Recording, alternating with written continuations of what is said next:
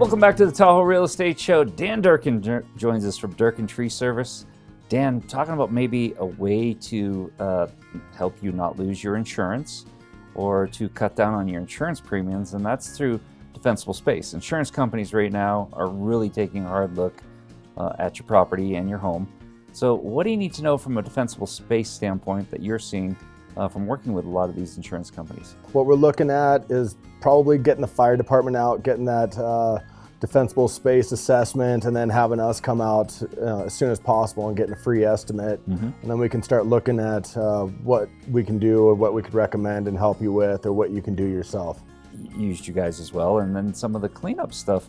You talk about stump grinding and stump removal, and really when you remove some of the density or the trees on your property, you look for a couple of things, and some is home hardening and defensible space. What's the difference between the two? Well, defensible space is the continuity of the landscape, the vertical and horizontal continuity. So, pine needles to bushes to small trees to medium to large trees. Home hardening is branches within 10 feet of your house or trees within 5 feet of your house. So it's more like close to your house. And then there's a number of things contractors can do on, putting new boards or shingles or putting vents in there, stuff like that. But yeah, the defensible space is what we work on mostly, just looking at how many trees are on the property, how many bushes, and just kind of reducing that amount of trees on there. You talk about that home hardening in one of those the overhanging limbs or whatever. You know what they also do? They're squirrel highways, right? So that's how you get a lot of rodents in your property. If you got bird feeders maybe on the second story, that's a conduit, and that helps cut that down as well. When you get the assessment, tell me about some of the equipment that you show up on, and tell me about the white glove approach, where you leave no trace when you're done.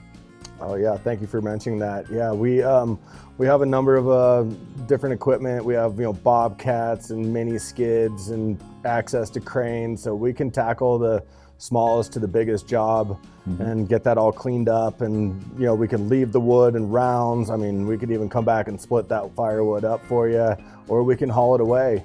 And with all that equipment comes tracks and stuff, but we like to make it look like we were never there, and that's the white glove treatment. We call that the Durkin difference, and just go that extra distance to make it look like nothing happened. Tree is gone. The stump grinder, you actually operate it remotely. You're not sitting on the machine or the machinery itself. How big of stumps can you remove? And you were explaining to me, through the process, that some of the mulch from the stumps is actually very beneficial, to put around for landscaping. Yeah, the stump grinder is remote controlled, so we can access stumps in really difficult to access spots and be a safe distance away while we're doing that. We use screens and other things to prevent flying material from breaking windows or hitting your house or anything like that. We can grind, I think the biggest we've done is like 5 foot diameter. We can get about 16 inches down, so we're pretty much grinding that whole thing out. Once you get the stump out, well, the roots kind of tend to go away, but we can also chase roots if we need to. If you want to experience the Durkin difference, which we have at our place, give Dan and his team a call. Stay tuned, more of the Tahoe Real Estate Show coming right up.